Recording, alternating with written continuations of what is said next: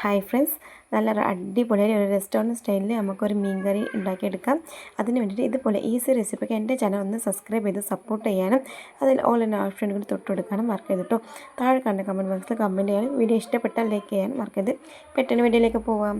അപ്പോൾ അതിന് വേണ്ടിയിട്ട് ആദ്യം തന്നെ നമുക്ക് ഒരു പാൻ വെച്ച് കൊടുക്കാം. കടായി വെച്ച് കൊടുത്തിട്ടുണ്ട്. ഇത് നല്ലൊന്ന് ചൂടായി വരുമ്പോൾ നമുക്കിതിലേക്ക് വെളിച്ചെണ്ണ ഒഴിച്ച് കൊടുക്കാം. വെളിച്ചെണ്ണ ഓയിലോ നിങ്ങൾ ഏതാണോ ചേർത്ത് കൊടുക്കൽ അത് തന്നെ ഒഴിച്ച് കൊടുക്കാം കേട്ടോ. അത് നല്ലൊന്ന് ചൂടായി വരുമ്പോൾ ഞാൻ ഇതിലേക്ക് കറിവേപ്പിൻ്റെ ഒരു തണ്ട് കറിവേപ്പിൻ്റെ ഇതിലേക്ക് ഇട്ട് കൊടുത്തിട്ടുണ്ട്. അത് നല്ലൊന്ന് പൊരിഞ്ഞ് വരട്ടെ കേട്ടോ.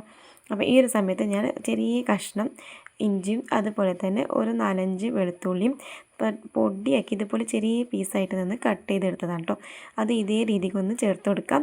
ചതുക്കി എടുക്കരുത്, കട്ട് ചെയ്ത് തന്നെ എടുക്കാം കേട്ടോ. ചതുക്കി എടുക്കുമ്പോൾ അത് വേറൊരു ടേസ്റ്റാണ്, ഇങ്ങനെ ചെയ്യുമ്പോൾ ഇത് വേറൊരു ടേസ്റ്റാണ് കേട്ടോ. അപ്പോൾ അതേപോലെ തന്നെ ചീരുള്ളി, ചെറിയ ഉള്ളിയാണ് ഞാൻ എടുത്തിട്ടുള്ളത്. ഒരു 8-10 ചെറിയ ഉള്ളി ഞാൻ ഇതുപോലെ ഒന്ന് കട്ട് ചെയ്ത് എടുത്തതാണ് കേട്ടോ. നല്ല വലിയ സൈസുള്ള ചെറിയ ഉള്ളിയാണ് കേട്ടോ. അപ്പോൾ അതും കൂടി ഇതുപോലെ കട്ട് ചെയ്തിട്ട് ഇട്ടിട്ട് ഇതിലേക്ക് ആവശ്യത്തിനുള്ള ഉപ്പും കൂടി ചേർത്ത് കൊടുത്തിട്ട് നല്ലൊന്ന് വഴറ്റിയെടുക്കണം കേട്ടോ. അപ്പോൾ ഏകദേശം ചെറിയ ഒരു കളർ ഇത്തിരി ചേഞ്ച് ആകുമ്പോൾ നമുക്കിതിലേക്ക് കട്ട് ചെയ്ത് വെച്ചിട്ടുള്ള തക്കാളി കൂടി ഇതിലേക്ക് ഇട്ട് കൊടുക്കാം കേട്ടോ. അങ്ങനെ അതും കൂടി ഇട്ടിട്ട് ഇപ്പോൾ നല്ലോണം വാടി കിട്ടിയിട്ടുണ്ട്. ഈ ഒരു സമയത്ത് നമുക്ക് ലോ ഫ്ലെയിമിലാക്കിയിട്ട് മസാലകളൊക്കെ ചേർത്ത് കൊടുക്കാം. ഞാൻ അങ്ങനെ ഒരു 3 ടീസ്പൂൺ മുളക് പൊടി ചേർത്ത് കൊടുത്തിട്ടുണ്ട്. 1/4 ടീസ്പൂണോളം മഞ്ഞൾപ്പൊടി ചേർത്ത് കൊടുത്തിട്ടുണ്ട് കേട്ടോ. അതുപോലെ തന്നെ 2 ടീസ്പൂണോളം ഞാൻ മല്ലിപ്പൊടി അതും കൂടി ഇതിലേക്ക് ചേർത്ത് കൊടുത്തിട്ടുണ്ട്. ഇനി നമുക്കിത് നല്ലോണം ഏറ്റവും ലോ ഫ്ലെയിമിലിട്ടിട്ട് ഒന്ന് വഴറ്റിയെടുക്കാം. എന്നിട്ട് ഈ ഒരു സമയത്ത് ഒരു ചെറുനാരങ്ങനെക്കാളും താഴെ വളരെ കുറച്ച് മാത്രമായിട്ട് ഞാൻ പുളി ചേർത്തിട്ടുള്ളൂ. നിങ്ങൾക്ക് പുളിനനുസരിച്ച് ഇഷ്ടത്തിനനുസരിച്ച് നിങ്ങൾക്ക് കൂടുതലോ കുറവോ ചേർത്ത് കൊടുക്കാം. അങ്ങനെ ഞാൻ പുളിൻ്റെ വെള്ളം അതും ചേർത്ത് ബാക്കി പച്ചവെള്ളം കൂടി ഇതിലേക്ക് ഒഴിച്ച് കൊടുത്തിട്ടുണ്ട്. ഇനി ഇതപ്പോൾ നമുക്ക് അടപ്പിലിട്ട് മൂടി വെക്കാം. ഇതിപ്പോൾ നല്ലൊന്ന് വെട്ടി തിളക്കണം കേട്ടോ. ഈ ഒരു സമയത്ത് ജസ്റ്റ് ഒന്ന് ഇളക്കി കൊടുക്കാം. നിങ്ങൾ ഉപ്പൊക്കെ ഉണ്ടോ ഇല്ലയെന്നൊക്കെ ജസ്റ്റ് ഒന്ന് ചെക്ക് ചെയ്യാം കേട്ടോ.